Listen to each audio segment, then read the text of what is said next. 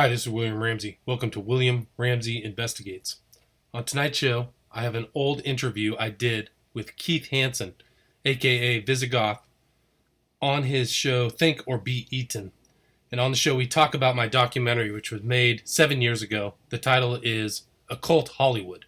So I talk about many of the films that I think are important and involve occult themes. I am currently editing and revising the documentary that I put out in 2011, titled Occult Hollywood, upon which this audio interview is based. I will have an updated and revised version on my Vimeo channel within the next few months, so keep an eye out for that. Also, my documentary, The Smiley Face Killers, who is abducting, torturing, and murdering college-age men in the US and UK, is now available on my Vimeo page. Just go to vimeo.com and type in The Smiley Face Killers, and my documentary with the trailer should show up on the page. All right, this is Think or Be Eaten, and we have with us, once again, William Ramsey, and you've heard William here, and you've heard him with Randy, also on the Watchmen, and you'll hear him again there. He's very interesting. He was on with regard to the book that he has written. He's now come out with a DVD, His Maiden Voyage, and that particular... I hate to say the word milieu because it makes me, I don't know, it doesn't come out, I can't say milieu. I'll say genre. How's that? Great. All right. Thanks a lot, William, for coming back on this Thanksgiving Day, for most of us, a 4-day holiday. Thank you for having me. All right. Always good to talk to you. Now, Great, what we're going to, I guess, embrace today is what I believe is the working title for the DVD, and that is Occult Hollywood. Is that correct? That's correct, yes. All right, and folks, there'll be links up to all that with this audio, so we won't go into it. You can find it on YouTube. You can see a trailer there. You made a good point from the outset, and the first off is when we use the word occult. All right, one, what is the real meaning of the word, or should be the textbook, if you will, meaning for the word, and then what do you think it has morphed into being? Well, I think, at least my reading of occult means, according to the Webster Merriam Dictionary in 2010, is not revealed, not easily apprehended, or hidden from view. So, for me, that also encompasses a whole variety of different subjects that I think a lot of people aren't aware of, or I wasn't aware of, and it does include Satanism, kind of other secret things, or things that have been hidden as far as from a political sense or social, cultural things that are kind of an undercurrent. So that's it. But it's kind of morphed into becoming something that's more synonymous with dark side or Satanism. So I can understand that. But I guess in the sense that I use it is just really to see things that are not easily detectable. So, and that's kind of more the verb. Not that you are supposed to be some kind of etymologist, but where do you think the term cult comes into play? Because you can understand if a cult sort of got an even worse rap because of what we think of when we use the term cult. Would you consider cult maybe the kind of word that has done much to make the other word occult even more pejorative? Yeah, perhaps. I bet they have the same kind of root word. I wouldn't know. I'd have to look up the dictionary for that, but yeah, I would say so. And they're both pejorative. I think occult and cult are fairly similar because probably a cult uses occult concepts and ideas to kind of maintain the power structure within those kind of dark societies, I guess. And not to beat the terminology to death, but I think it's probably rightfully so that people look at cult and occult as being evil, because even if it means not easily apprehended, and we know cult kind of has an implication, if not explicit, about being secretive, doing things in the dark, if you will, and that I think most people, you would ask them a straight-out question, what would you relate to dark, what would you relate to light, and here's the word cult, boom, it'd go over to the dark. Absolutely. Yeah, and when groups that you don't know what they're doing, you kind of think that they're doing what they're doing behind closed doors because it's probably not, Girl Scout cookies. So, right. Yeah. But you also mentioned something before we came on, and I think you make a really salient point. and it hits me all the more because of something I went through. And I actually was thinking about this even prior to you coming on. I was just kind of rummaging what I had done. And then you came out and said this just a couple of minutes ago. And if you don't mind, I'd really like you to share your thoughts on what you're doing and what people should not necessarily construe you as doing. Well, I just wanted to say kind of make a blanket statement that I'm not into the occult. I don't admire it. These are things that I'm learning that I didn't know about 3 to 5 years ago that I've slowly, come to my understanding. And, I'm definitely not a Satanist. I don't think that a lot of these things are worth getting into. I think they're worth being aware of, definitely, and being reproved. And my whole idea is kind of to reveal them, not to initiate individuals into any type of mystery religion / satanic, occult, or cult practices. And too, in Scripture, you are exhorted to do things out in the light, and I think that light-dark motif is there for a lot of reasons. I mean, one is metaphorical, but it's true, and I just want to share with you something that occurred this week. Angie from Think or Be Eaten sent me a YouTube link about, I guess, some Europeans, apparently Scandinavians, that were running with occult symbolism right out in the open and such. One of the people that was referred to in it was the legendary, if not notorious, Freeman from Austin. And, right. I looked at it, and it just brought me back to a time. And get through this quickly. Here's where I'm going. When I first got into the research back, arguably in late 2000, there's a certain, I guess, allure, even though it's a little tawdry, if you will. There's a certain fascination, and there is generally an interest in how much corporations and everyday life, including churches and religions, have embraced occult symbolism. And when you get into something like that, you can kind of stay there, and you can keep on going and going and going. And then I got to the point one where I'm like, okay, I get it now. All right, I get it. When I see companies using starbursts and pyramids and all this stuff, yeah, I kind of get what that's going. And is it always known to be that way? I don't really think so, but I'm sure most of it is a wink and a nod to the masses of those who are billionaires and such, and hence that's why you get these logos. But there was something else that occurred, and what you're hopefully going to avoid, I walked right into. In the year that I did the show Beyond the Grassy Knoll, which was kind of a linchpin between this and the very first show, which was Visigoth's Grassy Knoll, I had on a lot of cultic people. I let everybody come on. And I'll say I got maybe one or two very poignant emails, not the crazies as usual, that said, do you really think, you should be having these people on? I know where you stand, meaning me, but I don't know. And I said, well, I'm just going to let them have their say. They know I don't agree with it, et cetera, et cetera. And I really did believe that. But then I found out it just started building up inside of me, and throughout the year I did Beyond the Grassy Knoll, that what I was probably doing was giving these people more credence than they deserved. And in that sense, I was wrong. And I got myself away from it. I rent my clothes and never went back again. And I won't have anything to do with any of those people. And what's funny in the end, William, and I want you to respond to that because hopefully you'll not wind up where I was, but the people that get involved with this occult symbolism and seemingly pointing it out to the uninitiated are really no different. I mean, yeah. They're also on the same side of the street. They're New Agers. And that's what made me laugh, because in this whole, NWO crowd that either hosts or listens to this kind of show, a lot of people in the audience don't realize that the ones who are bringing them this information aren't necessarily any different and are into things that will hasten down the New World Order, especially the religious aspects. So go ahead, Wayne, I'm sorry.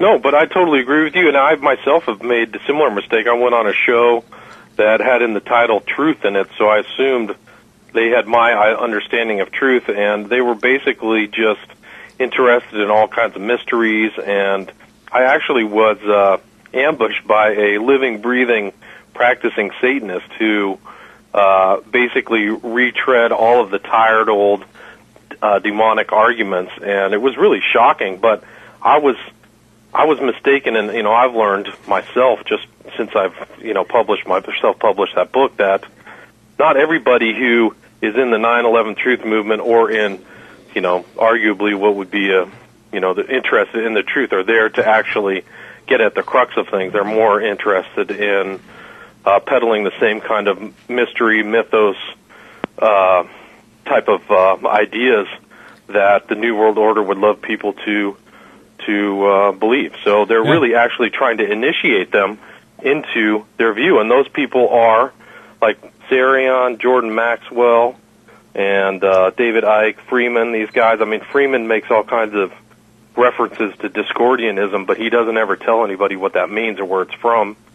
And that's basically from Robert Anton Wilson, one of the great writers of satanic doctrine in the 20th century. And basically it's like selling people myths, that actually are tantamount to just a more sophisticated lie. And Jordan Maxwell, I don't know if you know this, but his name actually is taken from one of Blavatsky's books, and his real name is like David Prine or something like that. But so you're right, and so I've fallen into the same trap. I'll have to get this interview that I had with this Satanist. It was very interesting. It's a classic, huh? Yeah, okay. I mean, here's the kicker: is I went on this show it was the 9th year anniversary of 9/11 to try to tell people that there's an occult / satanic influence upon the event, and they brought on a guy who's a member of a Crowleyan lodge who's done the Gnostic Mass and spouted the same stuff from Crowley, like Iwas loves humanity, which is just absolutely disgusting. So it was amazing. It was an amazing interview. Well, I think we're both agreed that this can go someplace you don't want it to go, and you might be giving more, like I said, credence and exposure to some of these characters, much more. In fact, nothing should be paid them.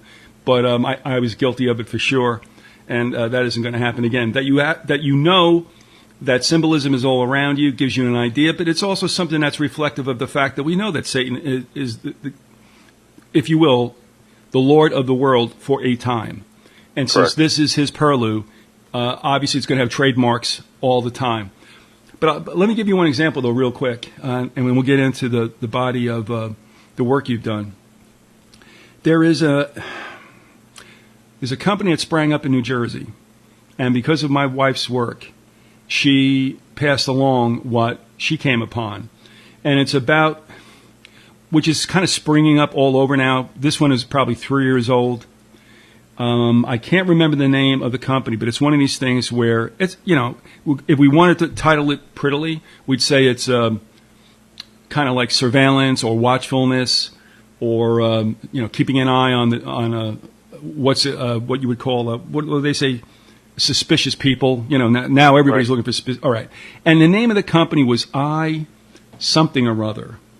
And I can't remember what it was. The I obviously was a play on two things. One, the letter I, which was used as a logo, and, of course, the human eye. Now, there was a graphic that went with the company's name, and it was the Eye of Horus. Not a full-blown Eye of Horus, but it was an Eye of Horus. And I'm looking at this, I was saying to my wife, I'm like, now, here's an example. Does this guy know? Now, probably an ad agency did it. Maybe he commissioned it, and they did it, but I'm just like, could this guy possibly know what he's doing? And what creeped me out is I don't go for these snitch websites. This stuff about, what is the one about, there's bullying and all this stuff. And it's like, it just reeks of snitch culture. And it also reeks of anonymous assassination, character assassination. Somebody who's anonymous says so-and-so did a thing. Now, okay, great, I didn't do it, but now I got to prove I'm innocent when I didn't do anything at all. And that whole culture that's springing up, which is also concomitant when you get to heavy control and enlarging powers from the state. So at any rate, I don't know what he did, if he knew it or not, but it just happens out there, and you got to wonder if it's a coincidence. But if you stay too long there, you really do get distracted, and it doesn't come to anything. It's the same old, same old. Satan's around. What do you expect? That's the way it goes. Right. Now, with Occult Hollywood, You know, I went down that road a number of years ago, and I have to credit John Valentini for actually doing this. But I think what Valentini did has gotten misused, and I'll say more about that later. Tell me how you got involved and why this was important to you. Was it because you wrote the book that you found these things out, or did you know this going into writing the book? Well, I had seen stuff on your website. I had seen some things about the numerology, and I hadn't quite put it all together. And kind of just to retread how I got into the occult was from 9/11. I saw all those numbers. So then, once I discovered that how much Crowley had influenced people and things, then I began to start seeing them in films and references that kind of confirmed their importance, not just to the events of 9/11, but the general culture. So then I just kind of kept a recording of them in my mind, and I got to a certain point where I could put together kind of a visual record of that so that people can see it.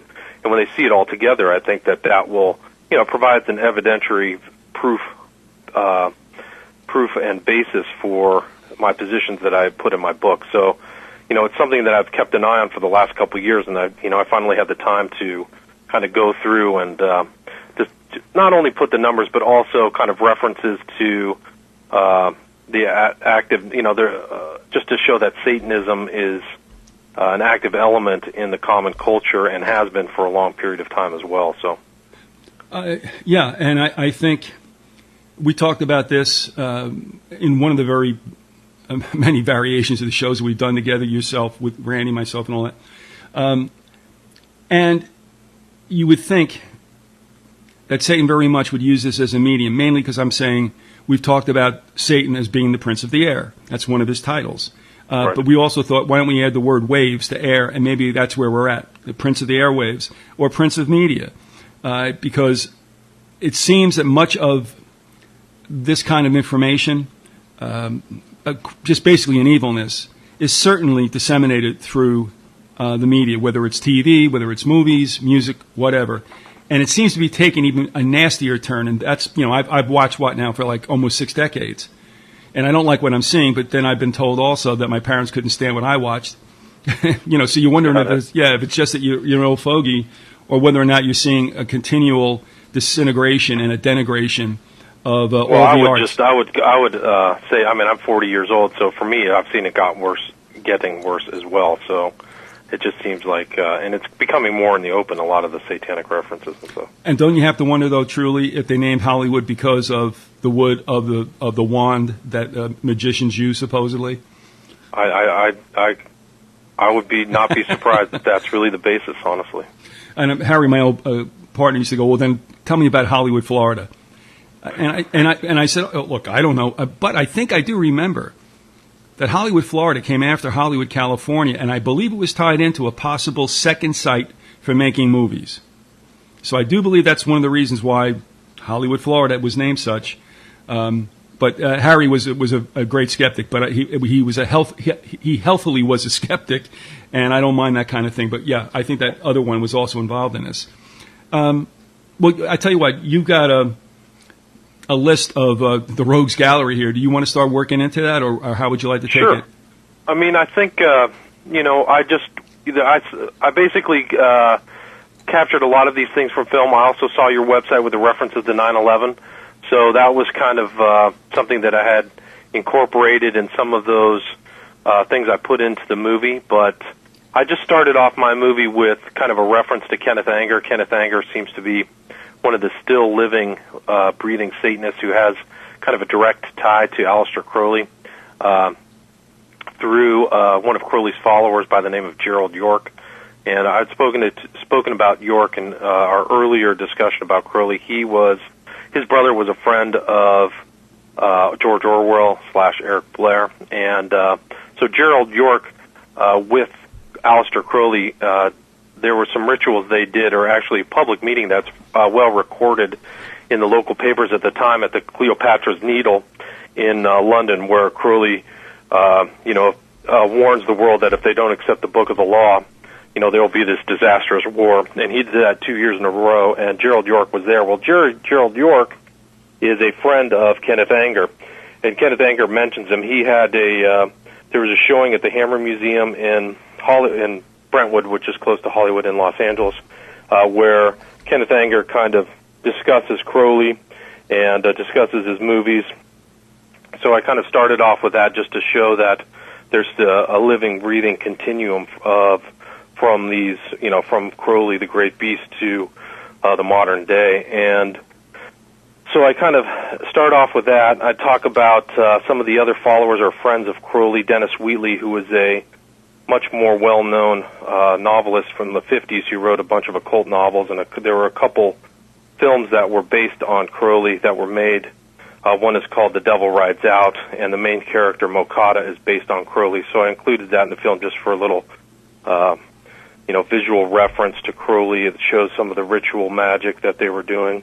And then I kind of get into the general followers of Crowley, the directors who, not followers of Crowley, but of the occult in general, who have input some of the numerical references and just general references to the cult in their films. And those ones were, that I have so far, are Oliver Stone, Stanley Kubrick, Roman Polanski, are really the big three that I kind of came up with. And so I just kind of went through some of their movies and just showed where these guys are putting things into these movies that have occult/satanic import. Oh, all right, good. And it basically, what I did is just go through and kind of detail it. I mean, in Natural Born Killers, at the very beginning of Natural Born Killers, there is a 77 and a 66 on the intro, and then I have World Trade Center, which is the film that they did about the whole 9/11 event. There's a repeated use of 93, which is Crowley's number. His numbers for Thelema and Agape in the Kabbalah were 93, as well as the number for the chief demon that he was in contact with by the name of Awas. So that was there. There's also reference to some kind of death devil figure that follows Jim Morrison throughout the Doors film. And there's witchcraft sequences in there that include blood drinking and ritual magic. Let me hold you there for a second, if I could. I'd like your take on this right off the top of your head, because that's always going to be the best one. In the movie made about Jim Morrison, do you remember what that evil spirit looked like when it was corporeal? Do you remember the shape of it and what sex it was? Oh, of the guy who's following Morrison around? Yeah. Yeah, it was like some kind of bald-headed man. Yep. Yeah. I wonder. Yeah, so, I mean, and that's supposedly the devil's haircut is a bald head, so it's like either Crowley, and that, So, for me, I couldn't figure out if it was the death or devil that's following around, but there were also like there's a sequence where this figure goes by Jim Morrison and nods his top hat to them, which was very satanic to me, so it's just a very strange inclusion into that film. And, so then just another thing that JFK had in the JFK, he had the meeting with, the Garrison has a meeting with Mr. X, who was based on Fletcher Prudy, the writer of an important book called The Secret Team. But the whole sequence takes place on the Mall in Washington, D.C., with this huge obelisk of George Washington in the background. And it suggests, in my opinion, that, what Oliver Stone is saying is that the killers of JFK had attachments to the secret religion or the mystery religion, and I think that's basically the truth. When you look at the cast of characters who are responsible for murdering the president, they're either attached to Skull and Bones or, some type of occult group. George W. Bush, who's a member of Skull and Bones. There's E. Howard Hunt, who wrote 8 or 9 occult novels that under a different name.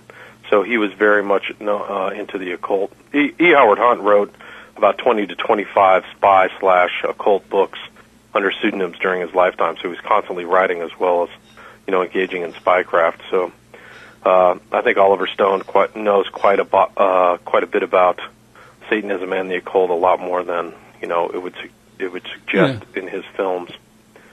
And then in Alexander, there's the Prometheus speech where the intro, and it seems like a lot of these guys put their markers right at the beginning of the film. So most of these markers take place at the beginning of film. So in Alexander, another movie by Oliver Stone, written by Oliver Stone, he talks about and equates Alexander to Prometheus, calls him a magus, and then kind of makes this NWO speech, and you can see it in my movie, but it's basically Alexander put together the whole world and made a place of peace, but the whole speech is bogus because Alexander basically butchered his way throughout the entire earth and slaughtered everybody, and then, here's this character calling it a kind of peace, so I think that, if you listen to the speech in the Alexander movie, I think you'll find it very interesting, especially, this Prometheus is the symbol of Satan, and there's Promethean figures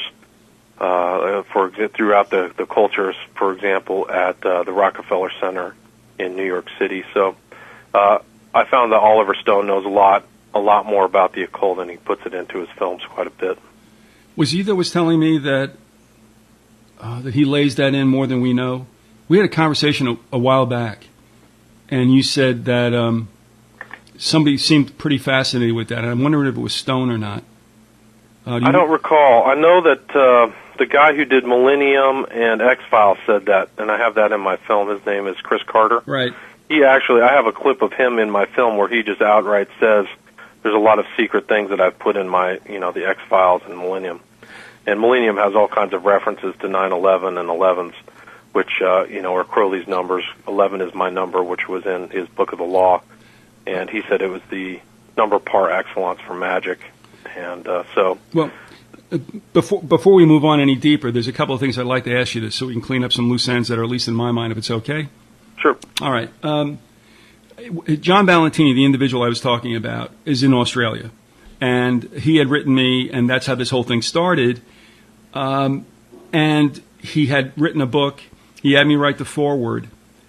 And then, he just, I don't want to say disappeared, but nothing came forth. I didn't hear from him again. He had the full lineup of all the images on his blog spot.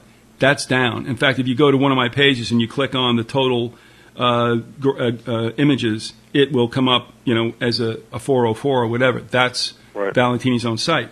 I mean, first of all, I hope he's okay.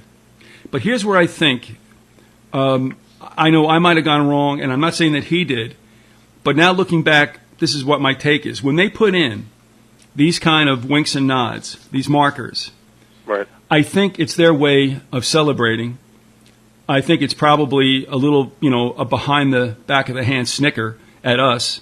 Mm-hmm. But I think what we did, and I'll just say it for myself, what I did was, can we now, knowing that happened about 9/11, can we extrapolate and say, okay, there's something else out there that they're doing right now? And so what happened is that, not that I did this, maybe I did, I don't know, but it gave rise to all people now looking at all kinds of movies and pulling numbers out left and right saying, blah, blah, blah. Now, do you remember this last upswell that took place in November, right around the 6th or the 11th? What upswell is that? Well, all of a sudden I started getting emails about somebody who put out a YouTube, which when I look at it, I mean, personally, I think someone like that borrowed a lot from us. Not that he knew it was from us, because we got borrowed a lot from. There were images that we used, and I credit with 90% of those coming from Valentini, that all of a sudden wound up in other places. I'm not saying something else couldn't have happened concurrently, and that really isn't the point of why we're doing this, but all of a sudden I see this come out, and we were doing this in 03.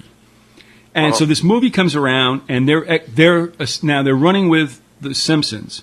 Now, as you know, Valentini had as one of the images the little Simpson girl holding a 9/11, right? I'm familiar with that. Yeah, it was like what would you call it? It's a tourist magazine or something. You get the 9 and the Twin Towers, and remember too that Carter and Fox, both those entities, of course, are joined at the hip.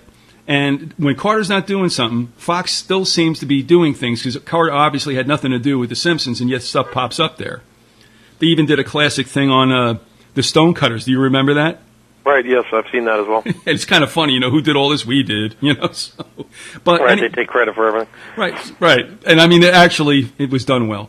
But this last thing has Homer in a hammock. I don't know, some clock falls down next to him, and has the hands on, the minute hand is on the 11, and the hour hand is on the 6. Now, of course, it's 5 to 6, which with Homer, dinner time, he never misses it. But then it was also next to some object that looked like 11. So people were going, well, maybe something's going to happen on 11, 6, 10. And it didn't. And then you had this guy, Cliff, whatever his name is, High, with his Webbot and stuff like that, saying something big was going to go down on the 11th. And I'm like, well, you get out of here with this stuff. So here's where I'm going. I don't think we could ever look at that and try to predict. I do think, though, however, after the event's over, it has been commemorated. For us to go running around, and you're not doing this, and I'm not saying you are at all, but these other folks going around going, well, maybe, oh, look at these numbers here. Let it go. Just drop it.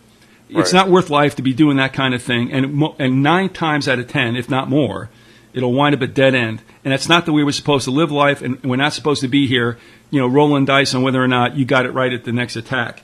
But I do think it's important because if you do believe that that was inlaid in those works of art prior to the event, then what it tells me, and Willie, I'm going to let you speak to this, what I'm saying to folks is understand how powerful the entity is that you're up against and exactly what or who he has marshaled as, some of his forces.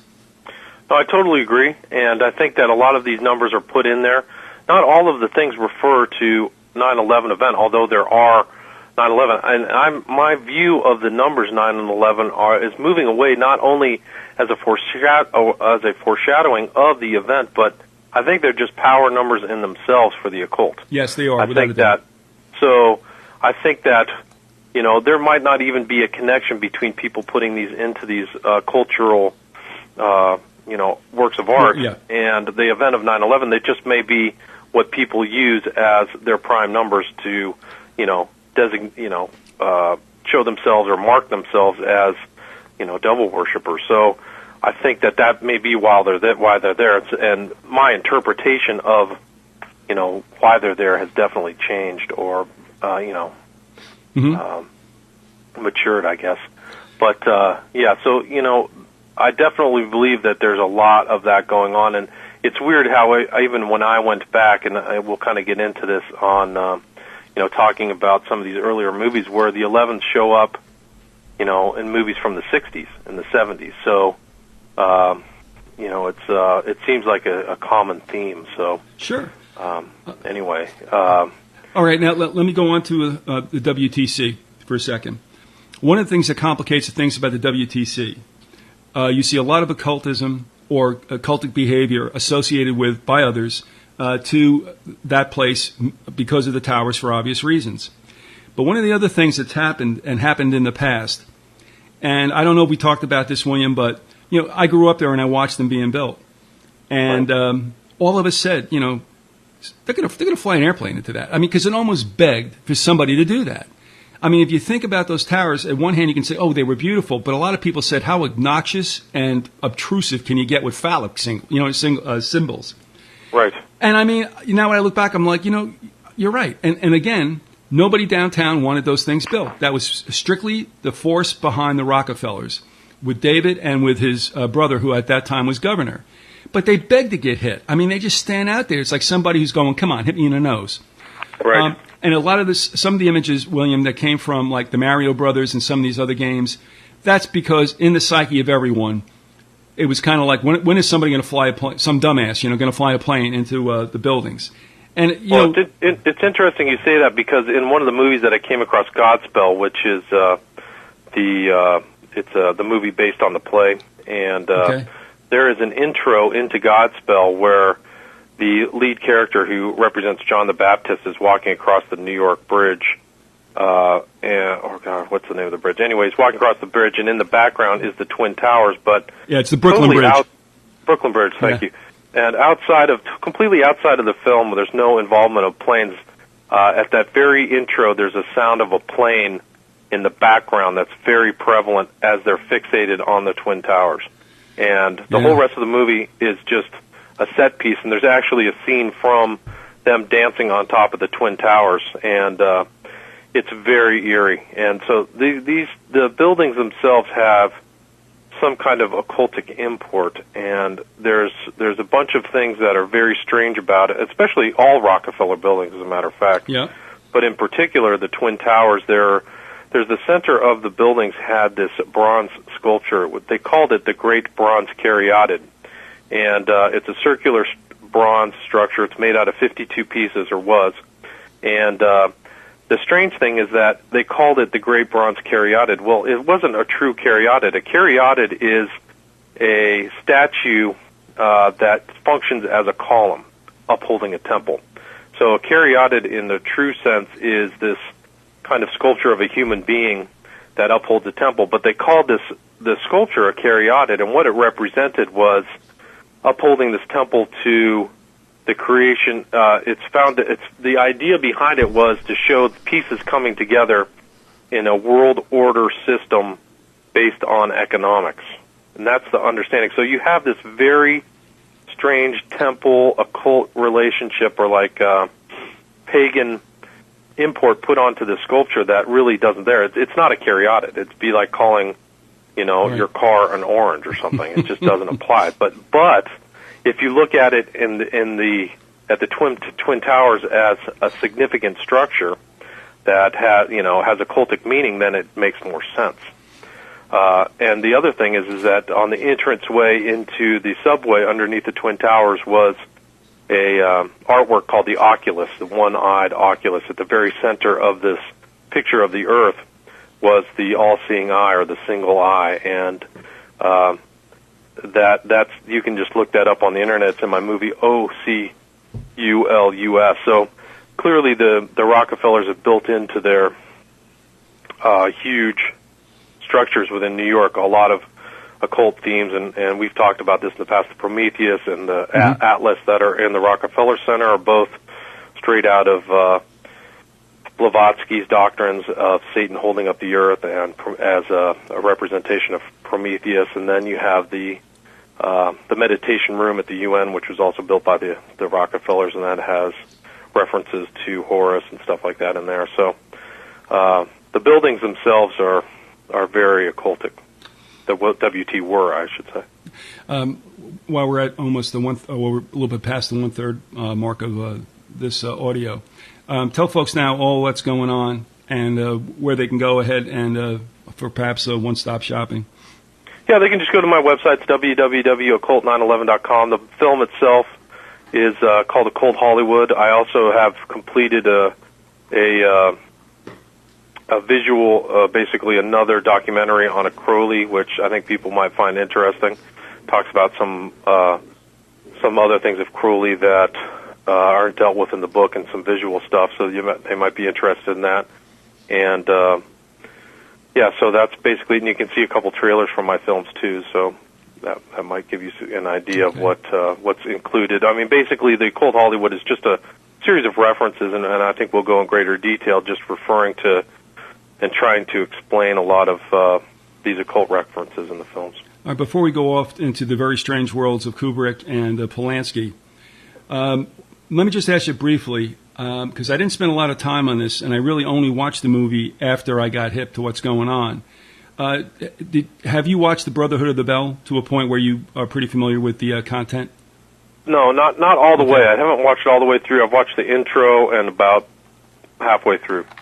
But the intro, for me, was what was just enough to kind of set it off. But I was familiar with the storyline, which is, the secret society that fixes things, etc. Right. And, have you watched the whole thing? No, I haven't, and that's why I asked you, because I came into it, and all I remember is Glenn Ford, and everybody was like Men in Black. You remember that? Everybody was like black suits on. And right.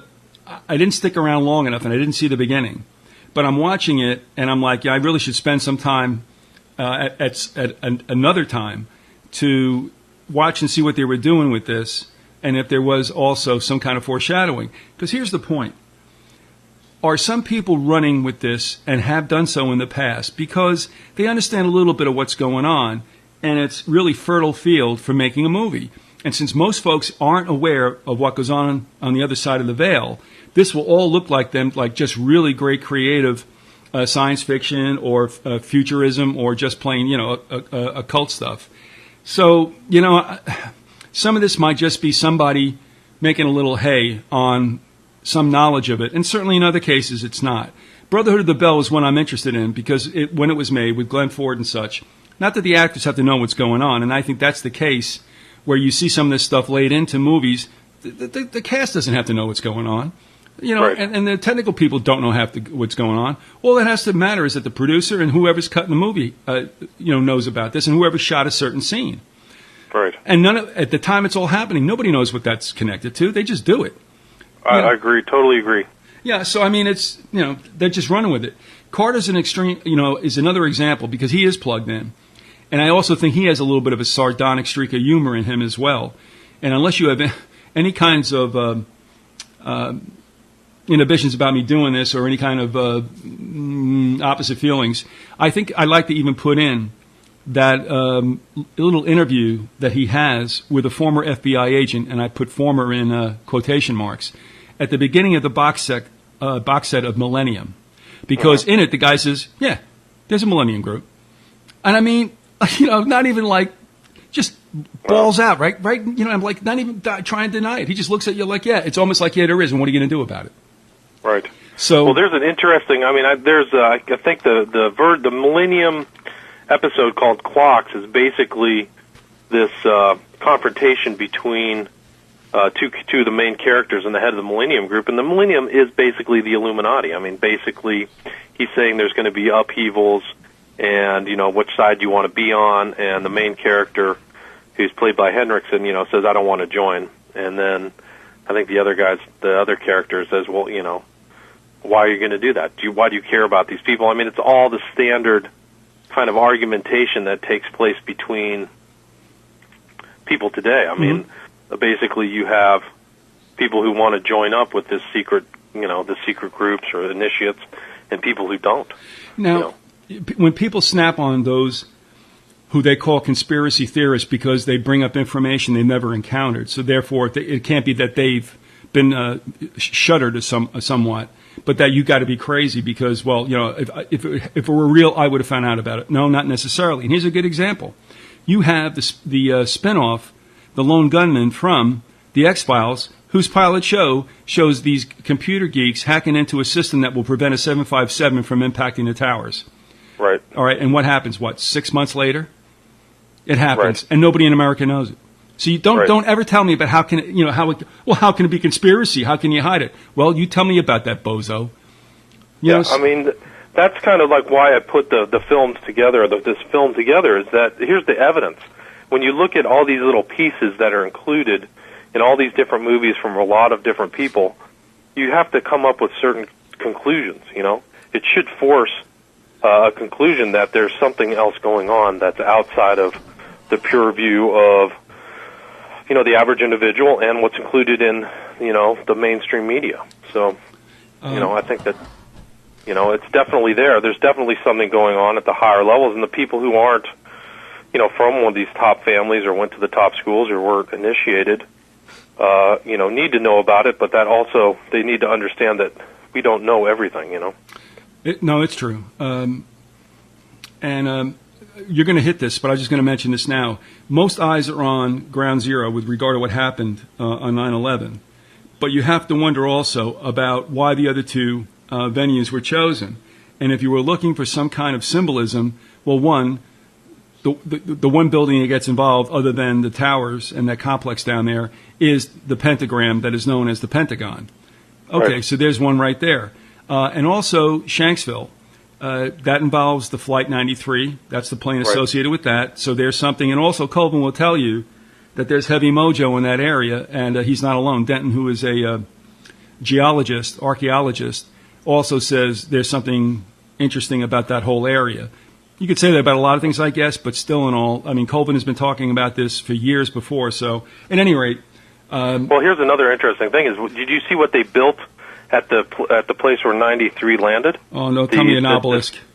Yeah, no, they built an obelisk, but they also built the star within the crescent. The whole design of the memorial is a crescent and star motif. Beautiful. Yeah, so, I mean, heavily occultic. And, I mean, it's used in Islam, but it's also used in the occult. I think it means the morning star or something. I don't remember exactly, but it represents has some occult meaning to it. Well, I'm thinking right away. I mean, that is an emblem that's on a number of Muslim nations' flags. Right. And do we have a problem with this? I mean, since all these people think that 19 Arab hijackers did this and that they were necessarily Muslims, Why are we using that? I mean, of all things to use, why that? And nobody said a thing about it. Unbelievable. Yeah, it's crazy. It is. I mean, that's an insult. They're worried about building a mosque near ground zero, which if you build anything in southern Manhattan, you're near ground zero. I mean, it's the narrowest part of the whole island, so stop. So they get all worked up about that, but they put a crescent moon and a star out in Shanksville, and nobody says anything. You got to love it. So, yeah, it says here on the Internet, it says it predates Islam by several thousand years.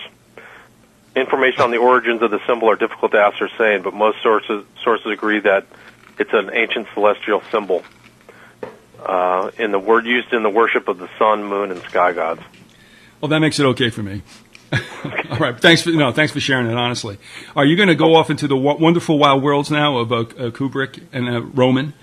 Yeah, I mean Kubrick. You know, he definitely knows a lot more and knew a lot more. Eyes Wide Shut was an example most people know of, but in Dr. Strangelove, there's a 93 reference that happens as they're talking about the Doomsday. And so he definitely knew or understood some of these deep Kabbalistic references to Crowley. And in my opinion, he says it twice, or one of the characters says it twice. So, you know, that's definitely there. There's the 2001, which I've been researching it, and 2001 involves this monolith and contact with you know, alien entities, I guess is what you might call it. And it's pretty interesting that he sat down with Arthur C. Clarke and actually wrote the movie, and Arthur Clarke wrote the book at the same time. So they were in close contact. Arthur C. Clarke is a 33rd degree Mason, so there's high symbology there, which I don't fully understand, but, you know, I understand the kind of there's definitely an allegorical tale there about, you know, the intro. I've heard Cooper talk about the intro to 2001 where, you know, it's a sign of human intelligence. The one group of, you know, primates learns how to use a tool and the others don't. And, you know, it's basically conquest. So there's some very interesting things about 2001. One of the interesting things about 2001 is there's that monolith that, you know, it's basically 9x3. And is that right, 9x3? I think it is. I think it's 3 across 9. But here's what's interesting is after 2001, the events at the WTC, you can see a picture of it on the Internet. There was a Hilton built across from the Trade Center wreckage, and it's an almost exact copy of an obelisk, just like 2001. It is very bizarre. I don't know why it's there or whatever, but I'll send you a picture of it. Okay. I'll try to put one up on my website. Okay. Anyway, so that's 2001, and then there's you know, the world famous Eyes Wide Shut, which was, you know, completed, but it was re-edited after Kubrick's edit. He turned in his edit and died about 4 or 5 days later. His wife said he was in good shape or was healthy. He died in his sleep, and you know, there's all kinds of references in there to the rainbow, which is an occult symbol or used in the occult. A lot of people use the rainbow as a symbol of all the different signs of the zodiac, as well as all the different characters and people that are used in the occult. There's a rainbow of individuals who are Satanists. And that's why you see Black Sabbath, after they broke up, the next occult band was Rainbow, if you remember that. And it seems kind of strange to people, but that's because the rainbow has a significant import. So that's included in Eyes Wide Shut. There's 11 consorts in the whole magical sequence, and when Cruz's character gets caught and is entreated to come before this kind of a decision-making body, there's a guy sitting on a chair with a double-headed eagle of masonry on the back. So God only knows what other references are used or were used in Kubrick's original film, but you know, a lot of that just hit the cutting room floor, so we'll never know, I guess. 2 movies that disturb me more than any others. One was Angel Heart, and that, to me, is the most disturbing of all of them. And yet, I don't know, it seemed like De Niro extricated himself from that movie without any problems. Mickey Rourke was in it, and of course, well, maybe he didn't. Lisa Bonet, I think her name was the right. the darling of the, what's his face? Help me out here with the... The funny guy. Yeah, I know. We're having brain farts here. Yeah. Yeah. Oh, I can't believe I'm doing this. Anyway, Dr. Cosby, Bill Cosby, she was in that show, and then she went out and did that. Lenny Kravitz. Lenny Kravitz. All right, yeah. And so, I mean, Cosby, like, basically turned his back on her, so. Okay, I didn't know that. Yeah. He turned his back on her because of that movie? Not happy. Nobody was happy that she had played such an upright citizen and then had gone into that movie. Nobody was happy with that. Right. You know, how long that lasted, I don't know. But, you know, Disney did the same thing with Julie Andrews, by the way. Julie Andrews was his little ingenue, you know, squeaky clean vanilla ice cream. And then she made a movie, I think, with Paul Newman called Torn Curtain, in which she, like, you know, dressed down and got into it with Paulie doing the horizontal mambo, and then Disney was upset about that.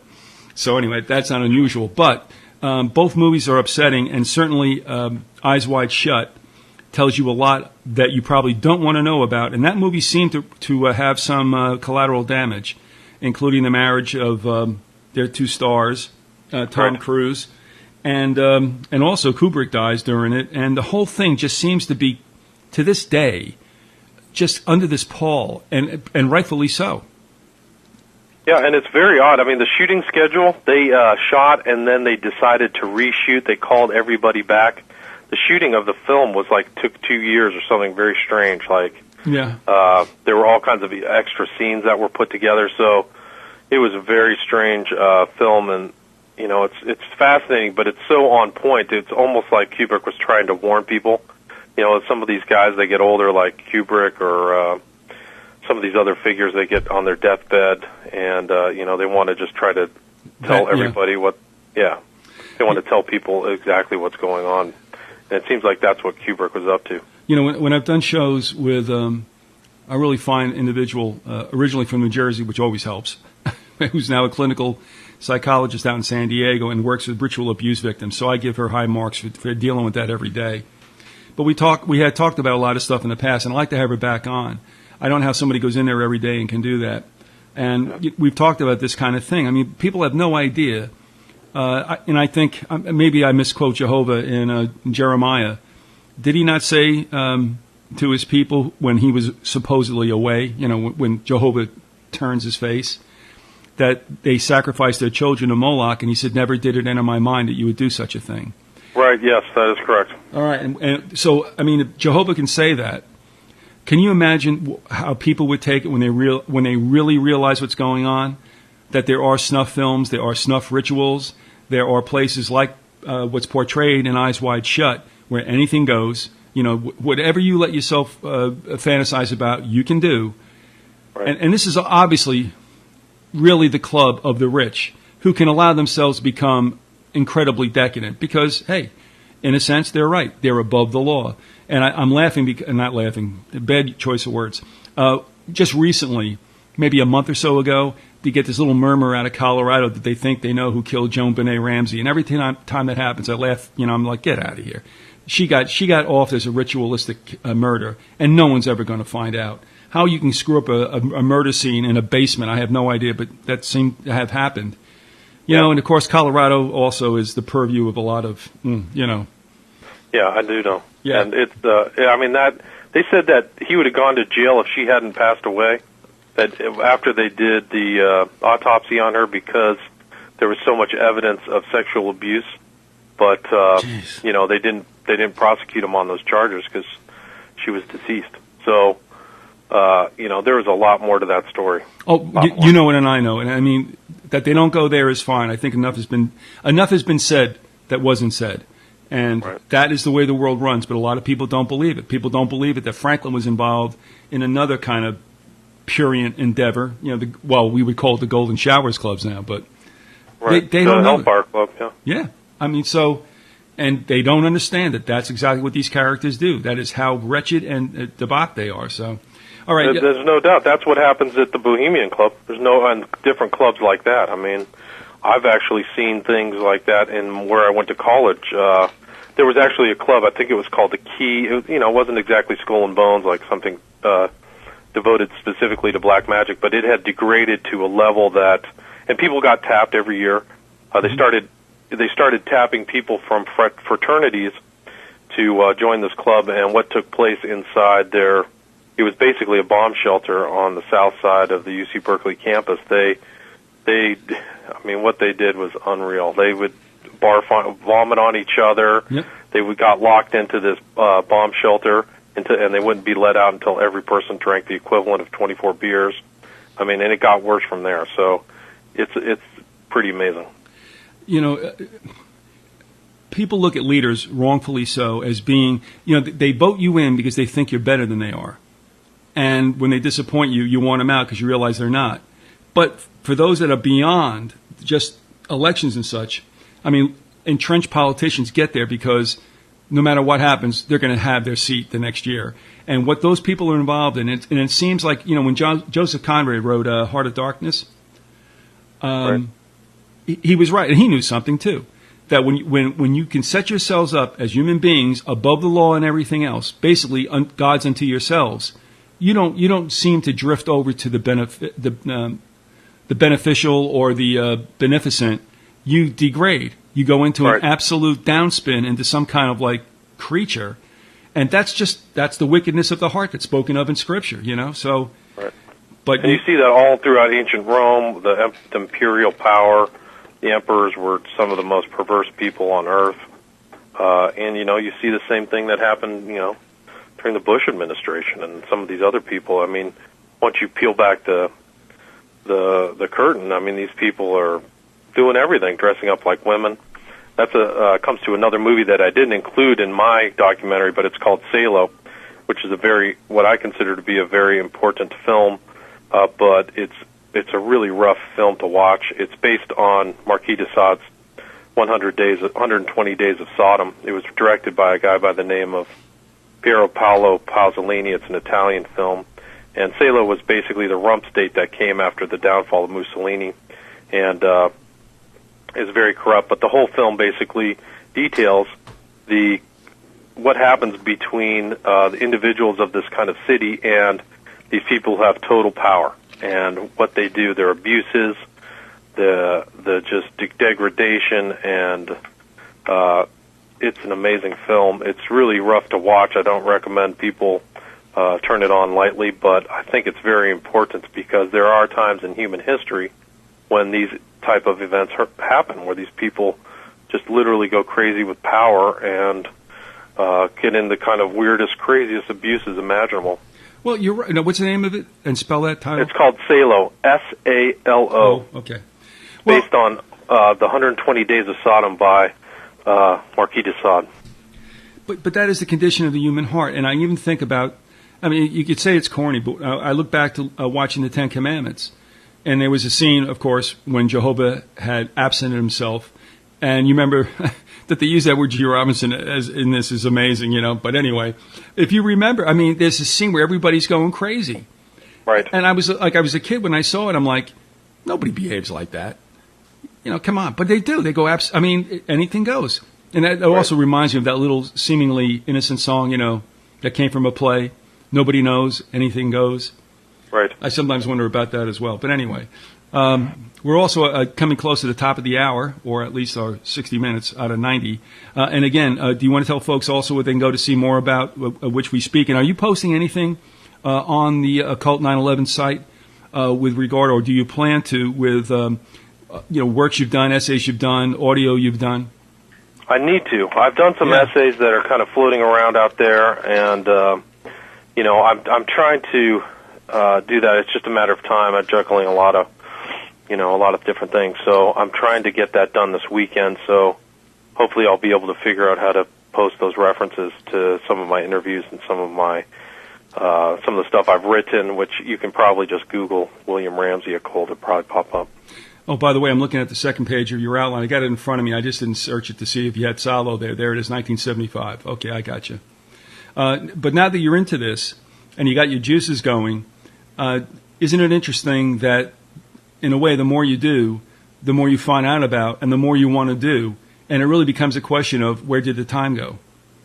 Right. I definitely think that. I mean, I feel like I just scratched the surface on the subject, the general occult Hollywood and everything that, we haven't even talked about films that were suppressed yet. I mean, there's a lot of very important works out there that are not, important to that should be seen by the general public, but, are for some reason not really emphasized and weren't emphasized and were definitely hidden. But there's some really fascinating works that that are out there. But yeah, I mean, I think I could do probably a 10-hour documentary just cutting and showing these insignias of the occult through our last 60 years of film history. It's pretty amazing. And it so often is the case, and I would think in these terms as well. When you originally start doing things, you think you can knock them off, and for us it was like, or for myself it was like an interview. So we'll do an hour. But then you realize what you're involved in, and it's like, okay, forget this 1 hour or one documentary or one book thing. Stand back and just block this whole thing out, because this is a story that can be probably told interestingly and factually, basically forever. Right. Yeah. Now, it all comes back to the battle of good and evil, and there you go. Right. It seems like every generation has to confront it, and also confront what's happened in the past. So for me, it's like that's what I'm kind of picking up, is what I deem to be the true history of our cultural past and political past, and the real history, I guess. Do you want to go on to another figure that sure nobody will ever understand? And maybe that's best. Who's that, Polanski? Yeah. Yeah, so Polanski, definitely a Satanist, involved in all kinds of shenanigans on screen and off screen. Most people know that, his wife Sharon Tate was killed by the Manson family, and I've been doing some research on them, and it seems like that whole thing that happened up on Cielo Drive was some type of internal battle between a variety of different Satan worshipers, frankly. Well, let me ask you this, and you don't have to go out on a limb here, because in a sense, we don't know him well enough to say this. But did you ever get any kind of feeling, indication, or otherwise? Do you think that perhaps he turned his back and let her get sacrificed? Yeah, I kind of did get that feeling, strangely. Something might have happened. I don't really know, but I've seen him. There was a time where he was interviewed after the event, and he did some of the fakest crying I've ever seen on, even convicted murderers can cry and cry better than he did. It just didn't look like he had any remorse in that. And this is from like 4 or 5 years ago. I'll have to dig that clip up. But, yeah, I definitely got that feeling. Well, it always helps, too, when, not long after you go ahead and you boink some juvenile, Yeah, or a lot. I mean, that's just the one he got caught with, by the way. Yeah. So this guy is a serial, it's very interesting. Anyway, so Polanski, he's done a lot of different movies. The more important ones that have come out, Rosemary's Baby is probably his best known, which deals with this female who, becomes the bride of the devil and has the Antichrist or whatever. So that in that film, there's a number of occult references. I mean, it's basically open. One of the most intriguing and interesting elements that Polanski put in the movies was, and I have it in my documentary, is basically the scene where the husband is with the Mia Farrow character, and she has discovered that this person who's in the Dakota, where John Lennon got shot, and is in the Dakota, is the son of an important witch. And so she has this book called All of Them Witches. She's trying to prove it to her husband, who's on the inside, but she doesn't know it yet. And he takes the book from her after this long discussion, takes it and puts it up on the bookshelf. Well, it looks very casual, but what's interesting is they take the book and he puts it on top of 2 other books. One that's written by Alfred Kinsey, and the other is by Sammy Davis Jr. Now, at a topical level, people wouldn't know what their connection is, but Kinsey is directly traced to Crowley. So here's a person who destroyed the common understanding of sex, and he was a total monster, and Kinsey's personal life was just like something from Salo or de Sade. And then Sammy Davis Jr., who's a member of the Church of Satan, and I have a picture with him, being flanked by both Michael Aquino and Anton LaVey. So there's a little nod to Satanism by Polanski in that little vignette or scene from Rosemary's Baby. So also, people will find. They had a death. They had a death during that movie. Also, I'm sorry. They had a death in that movie. The crew. There was a death. Yes, there was. Well, tell me about it. I haven't heard that one. We both we'd have to Google it to see if we could find out the story around it. The death was deemed, I don't know if they call it suspicious. It'll just say, unknown. Right. But somebody in that crew died, and I don't know if it was a fall or what. But that was another thing that kind of sullied that whole situation with that movie, and both mixing the real and the supposed unreal. Interesting. I didn't. I'll go look in that. Yep. I mean, there's just so much there. Frankly, I could probably do a 60-minute detailed analysis of each of those directors: Oliver Stone, Kubrick, and then Polanski. But another of Polanski, he's done a number of movies, but one of the most Luciferian and scary is The Ninth Gate, which is shown on TV quite a bit. It's on AMC a lot. You can kind of tell what the American public is interested in when you watch the American Movie Channel, because they play, The Matrix, Enemy of the State, and The Ninth Gate seemingly frequently. So people are interested in this film, The Ninth Gate. It has Johnny Depp in it, and the symbolism, the satanic symbolism is over the top. It's basically the entire film is a satanic allegorical journey to enter the Ninth Gate of the Holy of Holies, which is the entrance into the Temple of Jerusalem, where they keep the Ark of the Covenant. It seems like, the Satanists always have some fixation through high masonry and masonry in general with the temple in Jerusalem. And so, this Johnny Depp character basically is hired by this person named Boris Balkan to find these 3 books that have pictures on them that were supposedly drafted by Lucifer.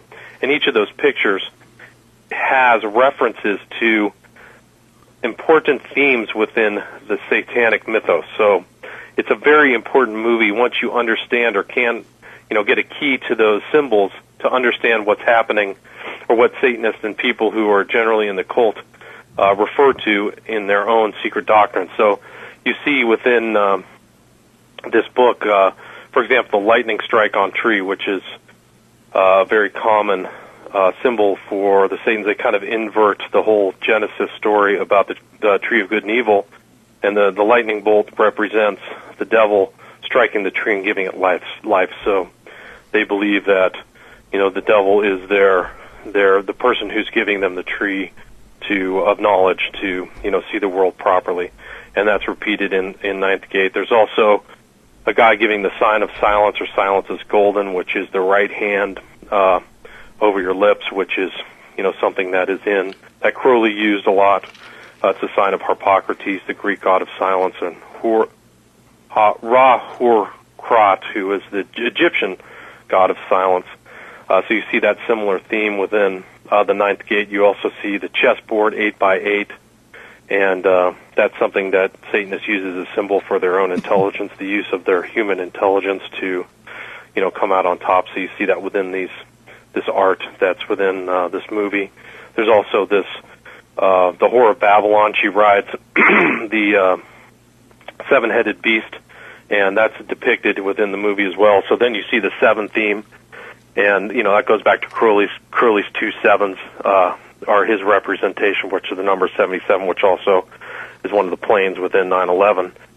77 is half of it is the Whore of Babylon, and the other half is the 7 represents the beast. So it's the conjunction of the Whore of Babylon, beast in Babylon, and you can see that on Crowley's sigil of Babylon. It's a 7-headed or 7-sided star with the 77s in there. So you see that's included within this movie, The Ninth Gate, and also the Hanged Man, which is something from the tarot, Crowley's tarot. So it's just suffused. The whole thing is basically this kind of satanic Pilgrim's Progress or something like that. It's really That's a good point. That's a good way to put it. Yeah. Yeah. Once you realize what they're really saying, because what happens is Johnny Depp's character suffuses, basically takes over from his own boss, and then enters into the temple himself, which was what his boss wanted to do, or the guy who hired him wanted to do.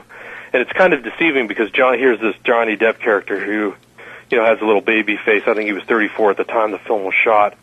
So it's kind of, you don't quite get the kind of griminess of the satanic stuff in there when he's playing it, because he looks like, he's 22. But anyway, that's a very interesting movie, and I kind of break down all of the different visuals in there in my film. And another one that just came up with Polanski is a movie that came out recently, which I didn't include in my outline, but it's called The Ghost Rider. And there's a very important scene within The Ghost Rider that I included in my documentary where the Ewan McGregor is the lead character. He's basically taking over somebody else who was writing a biography for the Prime Minister of England, or former Prime Minister. He turned up dead, so Ewan McGregor's taking over, and he's on this kind of path of discovery. Well, he goes to this guy's house who's friends, or was friends, with the former Prime Minister, and he's played by Lewis Wilkinson, and the discussion between them is incredible. It's something that everybody should see, because this Lewis Wilkinson's character is basically a symbol. He symbolizes the Anglo-American establishment. So this character went to Yale, Harvard, and Cambridge. He was a member of the Arcadia Society. Well, Arcadia is, the principality within Greece where the god Pan lives, which Pan is a representation of Satan. So this guy, they're basically putting him up on the kind of occult path. He also turns out to be a member of the CIA, and they're flashing satanic secret signs in this sequence. So I definitely recommend everybody watch. I don't want to ruin the whole story, but I definitely recommend this movie, The Ghost Rider, if you have time, and it's pretty interesting. All right, and we're also talking, just so people know, that there is not the Ghost Rider, it's the writer. Right. Thank you. You're right. It is the writer. Well, somebody from New Jersey is allowed to do that, not you. Okay, sorry. I apologize. Ghost Rider. So anyway, it's a very interesting movie, but I think what's the import is what the whoever the writer or the director, Polanski put some incredible insights into this whole discussion between these two parties, and there's a bunch of 11s mentioned. Basically, before the main character, Ewan McGregor, goes in to discuss the sequence with this guy from Harvard, Yale, and Cambridge, he's reading the old document, and the chapter that he's reading is chapter 11. So there's your 11 signal there again. So it's not there by accident. So that's basically kind of what I detailed with Polanski. And there's some other movies. There's an End of Days movie by Schwarzenegger. It was right before 9/11.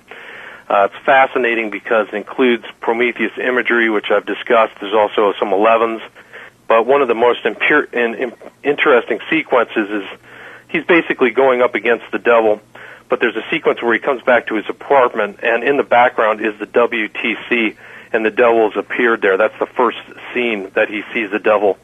So when you come to understand, I think, what I argue in my book is basically, the 9/11 event had occult overlays. It's an important foreshadowing for that when you see the devil with the background of this, the WTC structure. So it's amazing. That movie grossed about $250 million worldwide, so it was popular. I never saw it until recently, and so that's it. And then I kind of move on to Angel Heart. There's a reference to 93. Crowley's 93. There's an Eye of Horus in there. Horus is he had one of his eyes stabbed out by his brother Set, and Crowley, how Horus was a representation of Lucifer for him. And then there's references to Edward Kelly. Edward Kelly and John Dee were some of the 16th century magicians under Elizabeth I. So, there's a lot of magical references there. And then They Live, which is a pretty well-known movie now, and kind of a conspiracy. And you know what? You know what? You hit me. I think you and I were talking about Carpenter. Uh-huh. Is it Carpenter who did that flick? He did. Yes, that's Carpenter, correct. But aren't you the one that told me that he kind of? I think it was Carpenter was the one you were telling me kind of does this kind of thing. Well, I don't know if maybe back in the day. I don't know. I mean, all right. He definitely put that reference of 93 in They Live. I mean, it's right there up on the wall when the two characters walk into kind of a headquarter there, and it's very apparent. I have it in my film. You can see it. And I'm sure there's stuff I missed, but these are the most glaring references to kind of the Crowley, the deeper occult, outside of Masonry. There's a movie called Vantage Point that came out that includes it's like the 11s, the lone gunman, conspiracy, basically at the end. There's basically a conspiracy to kill the president, and you never really figure out who did it. But I don't want to ruin the whole movie, but there's definitely the 11 reference. Enemy of the State includes the 9/11 references. There's many 11s in there as well, which is a very popular movie. It kind of precurses, the surveillance grid, surveillance state. Trading Places, which is by Aaron Russo, has some 11s and references to the WTC in there. And I consider Aaron Russo pretty well connected. He did Freedom to Fascism, and he had a meeting with one of the Rockefeller family, and the conversations between Russo and Rockefeller kind of are the same or correlative to what we were talking about earlier in this conversation from the Clocks episode of Millennium, where there's two opposing parties, one with, who says there's going to be cataclysms and, we're going to run the thing and who cares about the little people, and then there's the guy who says, well, why don't you have any empathy? So this kind of standard, interplay or discussion seems to happen in and out of the realm of, films and reality, I guess. Might be a little too far. And then I include The Wiz. The Wiz is like The Wizard of Oz.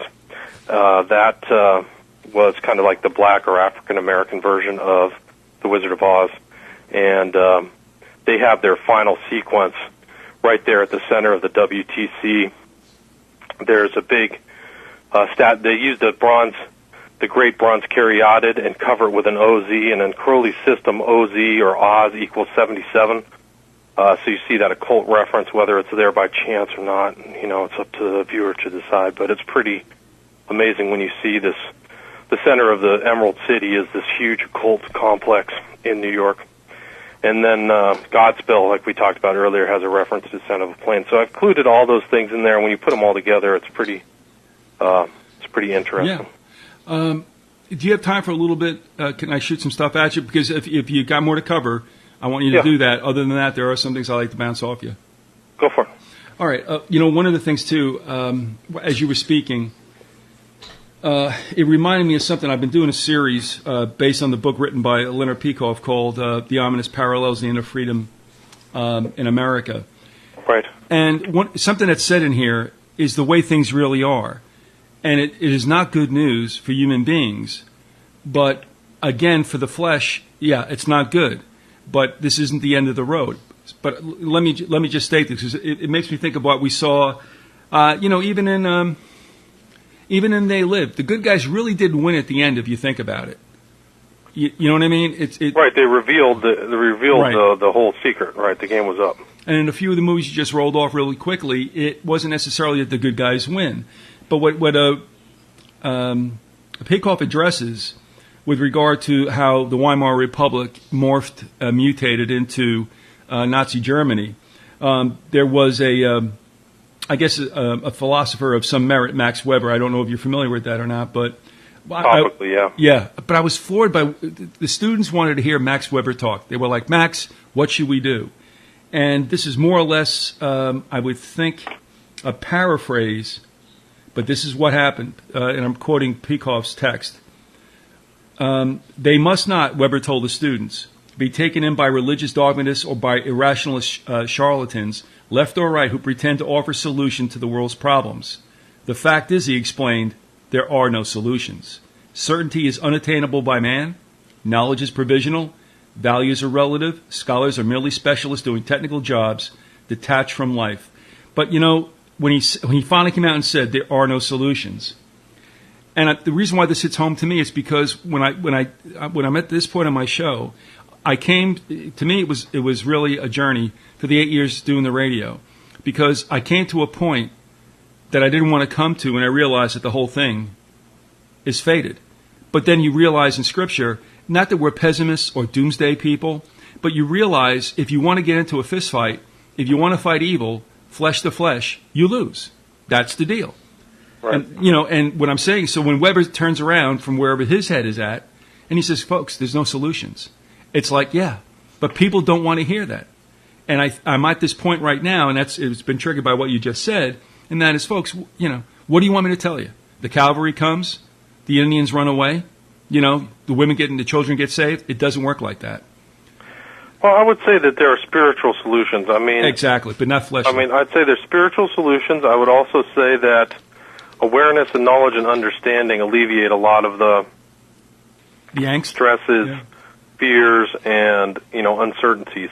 So when you really get a clearer picture of the world, then you're not as surprised or disappointed or dejected because you have a better understanding. At least that's where I'm coming from. For me, it's been a quest for a long period of time to really get a proper understanding of how the world really works. It's pretty sad to think that I'm at a little bit past 40 and haven't quite figured it all out yet. So, think about all those people who haven't and won't.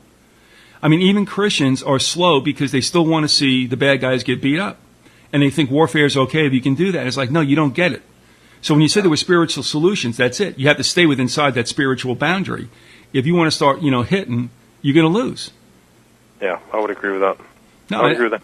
I mean, I think the spiritual solution is the way to go, and I think that it alleviates all the problems. So a lot of the things that you want to try to better yourself and reach those kind of spiritual resolutions, I guess, individually. And but that's the good news. Few there be who find it, as it's been said. No, you're absolutely right. Like you said, you're 40 and you feel bad about it. Well, I guess what was I? I hit 50. Yeah, I'm still trying to figure it out. I mean, that's part of my work is like my own research, and what I've done in the books and the movies is not merely, put it out, but have a repository for other people, so that there might be some kid who's 16 or 17 that says, I'm trying to figure it out. At least this will give them 2 steps up the ladder. Mm-hmm. Hopefully. I mean, I don't know how long the ladder is, but somebody can say, okay, so there is something secret going on that I'm not a part of. You know what I mean? Exactly. Yeah, there's proof. There's proof and evidence. If people can believe it, that's really the next step. Because I talk to people all the day, they can't believe it. They can't believe that 9/11's an inside job. They literally cannot believe it. What's funny? No, it's not funny. Why we use that term, I don't know, but it's what's strange and weird and everything else. If you think about it, it was a false magician's trick. Because, absolutely. Yeah, I mean, still using video and film and all that other stuff, it was a cheap parlor magician's trick. Bodies don't disappear. Planes don't disappear. I don't care where you crash them into, at what speed. Impossible. Never happened on the planet Earth. And yet that day they sold that stinker. Amazing. Right. And because what is it? Wouldn't you also say, though, William, that part of this is that if you break down the physics of it, aside from all the lies that went out with that, NIST report 1 and 2, the thing is like, look, go look for yourself. And when you come to the conclusion that you've been lied to, and this is where we go again, the people look at you, and as Herb Smith and Andy Senior used to say, they hit the second level, which is they've already thought about, oh, my God, my government's bad. Yeah, it is. And live with it. It's okay. That's the way it goes. They've all been bad. And we were saying that human government is only a failed experiment over and over again. They try, it doesn't work. We have nothing to show that human beings can ever arise to a point by themselves to govern themselves, what would you call it, in a fair manner, whatever it is. And that's because when you threw Jehovah out, that's the way it goes. You're left to your own. Yeah. Absolutely. So, I mean, it's not that it's not that Christians are looking for destruction and pessimism. It's the point is, it's been clear to me, there's never been anything that human beings did of themselves that ever lasted. And now we're right in that sunset period ourselves. And a lot of people think it's going to come back again. It's not. And so they're going to be confronted with a bunch of very unpleasant truths. But if you know that this isn't the end of the line, that the body may die, but the spirit goes on, don't worry about it. I mean, I still do these shows. You'll still do your work. We try to tell people what's going on. But if you think you're going to fist fight somebody or beat them, and go through this Red Dawn thing, where you're going to shoot the bad guys and you win, no, it ain't going to happen that way. Yeah. No, you're not going to be very successful. I think that, in a temporal sense, is to recognize that you're going into kind of an evil surveillance debt-based system of control, right. Mm-hmm. and to try to avoid getting into that as much as possible. And everybody has to follow what the spirit is advising them, but you definitely don't want to subject your kids to that because it's just greater and greater control down to a minuscule level. You can just see that in the TSA, which is absolutely insane. I mean, that's just a total joke. Like, I saw this video of them like trying to, there's a 3-year-old kid. I mean, who's going to I'm going to go on a travel, I'm going to hook a bomb up to my son and get on a plane or something. I mean, is that just crazy? Well, what they would say is, absolutely insane. Well, they're saying anything is possible. If that's the case, I tell you, why don't we just call the whole damn thing off? Yeah, I agree. It's ridiculous. If anything's possible, and what's your risk? I mean, it just doesn't make. I mean, even the most basic sense of rationality applied to that situation, and the whole rationale just falls to dust. Actually, that's probably like half of the existing institutions in the world. Actually, if you applied just fundamental rationality, they would just their reason for existence would evaporate. Anyway. Oh, well, I want to hit you with this. But by the way, I have 2 solutions to the pat down, but not on this show. So, right. I don't want to do that to you. But I got one last thing to hit you with. But was there something else on your mind? Well, I just was going to go through the last bit of the thing is the suppressed films. Oh, yeah, definitely. Okay.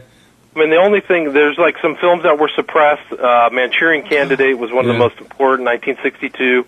John Frankenheimer, director. There's it's basically about mind control, and there's some 11s in there. So clearly he was linked into something. And one of the interesting, strange synchronicities is Robert Kennedy went to a party at Frankenheimer's house, 1968. Sharon Tate was there. The next day, Robert Kennedy, gets killed by Sirhan Sirhan, a clear mind control patsy. I mean, if you read about the story, I don't go into great detail, but Sirhan Sirhan had serious brain injury when he was a horse jockey. He was a small person. I think he was somewhere between 5'2" and 5'4", and he was on that spectrum of hypnotized individuals where some people really cannot be hypnotized, but he was like one of the easiest and most hypnotizable subjects somebody had ever studied when they went to the jail. So, he doesn't even remember what happened. So that's Manchurian Candidate. And then a very important film that I think that everybody should watch is called Parallax View. Yes. That was by a director, Alan Pakula, and it basically is an honest assessment of American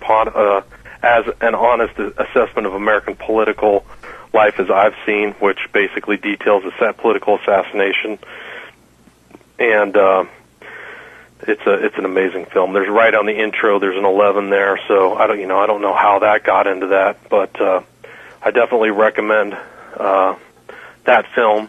The new Manchurian Candidate also has the 11s in it. It's also had Denzel Washington, a lot of stars.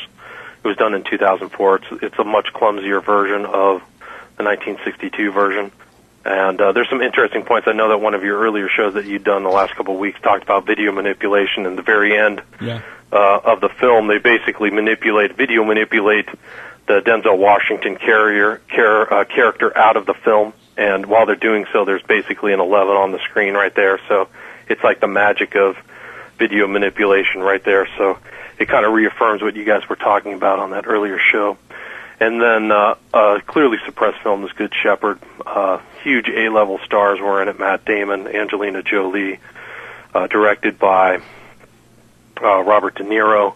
Talks about Skull and Bones, the Anglo-American establishment. So I kind of just go into that as well. The Good Shepherd, I watched it twice. But I'll tell you, it is nerve-wracking for me because that soundtrack, they do all this whispering and stuff, and I'm like, I mean, not that I'm hard of hearing. It's just that everything was kind of like muted. I'm like, what? Come on. I mean, I can follow it for the most part because I understand what's going on. I almost wish, though, it just seemed everything was in hushed secrecy, which in a way it is. But, I get really frustrated trying to watch it for what they all were trying to tell. To me, it's a pretty scrambled storyline, but still in all, I mean, it's based on the truth, and you and I know it. Yeah. And I mean, it is. I would say it's. I think they're just trying to capture that old, and one of the most salient moments there is where, he's talking to a guy from the mob, and they need the help from the mob, and he basically said, this Joe Pesci character asked Matt Damon, what do you got? We have this. All of our people have this. What do you guys have? And Matt Damon's character responds, "We have our country, and you're all just visiting." So you kind of get that absolutely exclusionary attitude from this, Anglo-American establishment type character. So, but isn't it interesting and I'll take the 1962 version of Manchurian Candidate over the new one. Absolutely, I would too. And consider when it was shown, 1962. Yeah. You know, and I mean, who's the guy that did that? He's the one that writes the... Richard Condon. There you go. The spy stuff and everything. But he was right on. He knew exactly what was going on. This was based on experiments both here and in... Well, everybody has a Manchurian Candidate program going no matter where you are. And yet, you know, and people took this as fiction, but he was giving you the straight skinny. And then what happens? Yeah. And then afterwards, we have a string of MK Ultra assassins. Absolutely. You know, and it's amazing. That's why it's important. That's why it was suppressed. I mean, I think that sequence where the intro sequence that takes place in Manchuria with the candidates, where they're switching between the old ladies and the flower sequence, and then all these hardline communist apparatchiks, is one of the most brilliant scenes in all of American filmmaking. I mean, it's so great. You're right. I just really admired that film. And it also told you about what politics is really like. How you get somebody to be successful. I mean, they tell you right there.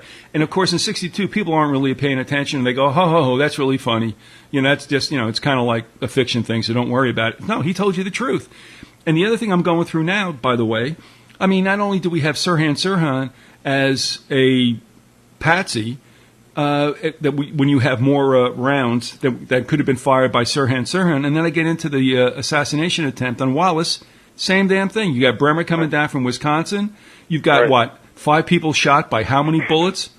11 bullets, 13 wounds, or something like that. And he's got a 5-shot 38. Come on, man. And it's the same thing. Look at Chapman and Lennon. I heard there were more bullets. Yeah. You know, that were shot than available. So Chapman's clearly a mind-controlled patsy. And that actually brings us full circle back to Kenneth Anger, because Kenneth Anger had a connection to Chapman. So, you know, that was interesting in that article that you sent me. It basically details how Anger had some kind of connection to that guy. So, yeah, these mind-controlled patsies, they exist. The guys who shot Reagan, what was his name? Hinckley. Hinckley, thank you. So, yeah, so do you know who that's why Manchurian Candidate is very important. Do you know who Hinckley was related to? He was related to his father, who was friends with Bush, right? Yeah, his parents were Bush backers. His older brother was tight with what was it, Neil Bush? Neil, yeah, I think so. But you know, they were having dinner. The family, I think Neil Bush was having dinner with the family the day before the shooting. Right. And something like that. And then people will go, well, how could they give up their sons? And and then we say that's what they are. That's what they're about. They don't care. They're ice monsters. And so, by the way, he's out now and probably hidden somewhere away in the Hinckley family. But he's gone from his detention, if you will. They might have just known he was the strange one in the family or something, and gave him up. Who knows? Gives a crap. That's right. Nobody cares. And I'll just throw one other thing out with movies that I think fit in with what you're doing. And this also goes back to why do tigers eat their young? And this goes to Winter Kills. Do you remember that movie? I've never even heard of that. What's that? Well, you got to get your hands on it. If you don't, I'll send write it down. All right, Winter Kills. Winter Kills. The characters are John Huston and Jeff Bridges. You can do an easy search anywhere, and you'll pop that thing up. That is, baldly, a reference to Kennedy be given up by his old man Joe. Interesting. For certain reasons and promises and things you didn't do. You got to see it. I'll tell you what. That's another one that definitely belongs in that category. And that's what they were telling you. You know, John Huston playing Joe Kennedy, the old nasty guy. Hey, you kill my son, it's business. Right, and he was a bastard. Oh man, the father was a real bastard. That's another ice monster. Yeah, the Kennedy. That's what the whole thing is just really bizarre. You know, the whole Kennedy mythos of like the first family was fake. That the kids barely ever saw their dad. All those pictures were like, you know, the 1 or 2 times they would see him a year or something like that. They were just raised in prep schools and at elite universities, but they really didn't have that much of a connection to their father. But it seems that's what happens. You know, the privileged also pay a price. And if they ever had any blood in their veins, you can understand why it was drained. Except I will say this, that I think probably JFK, look, he was a bastard. He knew the way the deal was. He saw what his father did. They all know the way the world ran. But I actually do believe that he hiccuped and said, I can't do this, much like Lincoln did in his own. Yeah, and it was no doubt. I mean, the thing about Kennedy that was different than his dad is that the son had been through the war and seen everybody die. He was one that barely made it through. So for me, that's what deeply affected him. And then he had all these hawks surrounding him, and that was it. Yeah, and maybe for another day, and I've done some of this stuff a long time ago with Adam Go Rightly, but I also wonder too, and I mean, this is something where, in a way you don't want to seem like sordid by looking at it, but there's something that's also struck me about what would you call it, the complete occult guide to the killing of the king, meaning presidents and such. And when I look at all the characters that were in and around Dallas, it was a celebration. I mean, this thing was an event. It was almost like a bowl game. You know what I mean? Yeah. And that's what Howard Hunt called it, the big event. Yeah, and I mean, it's almost like in the true occult sense, according to the primer on these things, you must have 3 assassins. It goes back to the whole story about who killed Osiris. There were 3 assassins, and and it had to be a headshot and all that other stuff. I'll tell you what, it's like, it really makes me think about that. It makes me think about the real assassination of Caesar. Weren't there 3 involved in that, and et cetera, et cetera? I mean, I'm not getting hung up on this stuff, but it's almost like when you really have a truly decent leader and you want to get rid of him, you got to do it the right way. You know what I mean? Whereas with Nixon, he was an idiot, so they spanked him and sent him home. Right. There was no headshot. He was a lackey from the beginning. He was always that. I know, he was a mess, wasn't he? Yeah.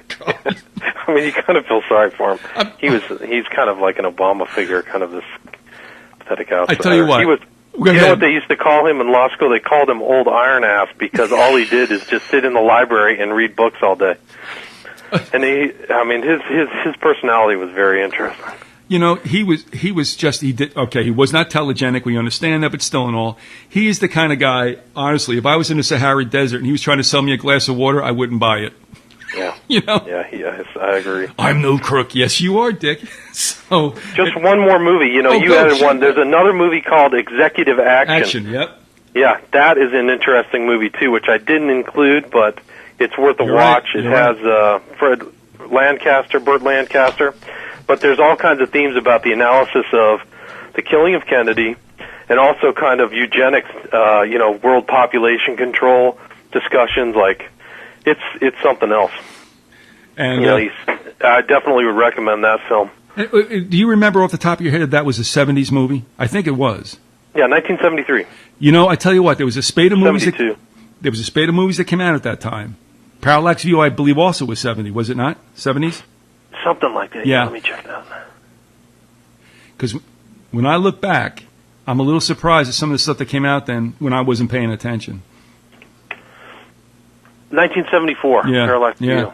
Very interesting, the stuff that Warren came out. Beatty. Yep. So I don't know why they did that, but maybe it was a catharsis and or a warning of what was to come. But there were some some of those movies are really sweet that were made at that time. Well, I mean, if you look at the Parallax Views poster, I mean, you have this killing. The whole movie is basically about political killing, and it says on the top, "As American as apple pie." I mean, it is just amazing. I mean, you have to see some of these movie posters are great. As American as, and the other movie poster for Parallax View says he knew too much. So I mean, you see these same things. These are the same things people are going through now. I mean, it's all been there. It's just been history that's lost or covered up. I got non-emphasized. Well, I got into an exchange with someone. I said, "Listen, okay, let's just get this straight. For you who hear something that you're not comfortable with or didn't hear or read before, and immediately knee-jerk react like a Pavlovian subject, which you are, oh, that's conspiracy theory. Did you ever think at any time that you have been subject to suppressed history, suppressed news, that we've very much been propagandized ourselves, and those of us who are average readers, like these people all say, they take in so much information. If you take in a lot of sludge, all you've got is sludge. And that's what they've done. And they never consider this kind of stuff, and it's right out there, right in their face, and yet it's an amazing situation. You talk Look at the public school education. I mean, it is just garbage. All of the liberal arts in public schools should be, thrown away. It's just absolute mind control. You have to, most people right now are in a battle to overcome that barrier that people have put in their brains. It's crazy. Well, obviously that was the main objective, and that was accomplished in this country when they gave the education system over to the boys from University of Chicago, to include Dewey and Bloom and others. Very interesting. So, anything that goes back to the University of Chicago or Yale. You got it. That's red flag. Beep, beep. Yeah, that was definitely an incubator for some really, shall we say, interesting ideas. Yeah. All right, William Ramsey, we thank you for being with us, doing a little overtime, and I appreciate it. What I was going to throw at you later on was, if we're a Christian country, then somebody explain D.C. to me, but that'll be for another time. For obvious reasons. I know. Oh, man. I know. There you go. I tell you, it's explain to me the Washington Monument. It gets better. Oh, without a doubt. And Georgie was sitting up on the hill on Mount Vernon, didn't notice what was going on. So, okay. Yeah. All righty. Right. Yeah, what's Columbia, by the way? Okay. I know. And why is the lady... Oh, here's what I did want to close out with you. You said as American as apple pie. Did you say that? That's what it said. That's what it said on the poster for Parallax View. Take in consideration the assassinations or attempts that are really admitted to, and then factor in the other ones that are suppressed, like William Henry Harris. Cold in 30 days. Nah, not really. And just take a look at the spate between 1865, and like 1901. How many years are we looking at there? 36? 36. And we had 4 presidents offed. Do I have that right? Maybe 3. But who's counting? And I heard Wilson was poisoned. They basically put through the Federal Reserve, and then he suddenly got sick. Well, I don't know. That boy's got... History has to be rewritten. Well, Lincoln gets whacked in 65, Garfield gets whacked in 81, and McKinley gets whacked in 01. Yeah, so there's only 3. I'm surprised. But anyway, and can you take a look at a country that's supposed to be civilized and say, how in the world, within that time span, did you have 3 heads of state successfully knocked off by, of course, lone gunmen? Come on, folks. It doesn't work like that. You know what I mean? You have to. That's why Parallax View is so important, because they have the same kind of commission structure, and they all. The conclusion. I have it in my film. We've come to the conclusion that so and so and so acted alone due to and obviously they found out he's crazy and he had some irrational traits, just like every other one. Well, then that would only mean to me that insane maniacs in the United States just have a great success rate at killing heads of state. That's amazing. Okay, I got you. But Phelps and I years ago did a series called Pop Go the Presidents. And we took a look at those that aren't supposed to be, like Zachary Taylor's poisoning. Well, the arsenic in his system was it was usual. Okay, all right. Your records? The likelihood of why would you want to be president? Your likelihood of getting shot are so high. Only if you change your mind. That's the deal. If you play ball, nothing's going to happen to you. See Parallax View. One of the scenes that I took out of there, he says, they call me independent. Some people say I'm independent for my own good, and then he gets shot immediately. I'm not joking. That's the line. Yeah, Some people say I'm independent for my own good. That's how the movie starts. This is why we miss Monty Python. What's that? This is why we miss Monty Python. Yeah, for sure. Can you imagine what they would do with that? It's true. Oh, Lord. It'd be great. All right, listen, thanks for being with us during this holiday as well. Really appreciated it. And I know you're going to be seeing Randy sometime in the near future. So thanks for coming on, and hopefully we can get together again. For sure. Definitely. Thanks for having me. All right, well, you take care. Have a good one.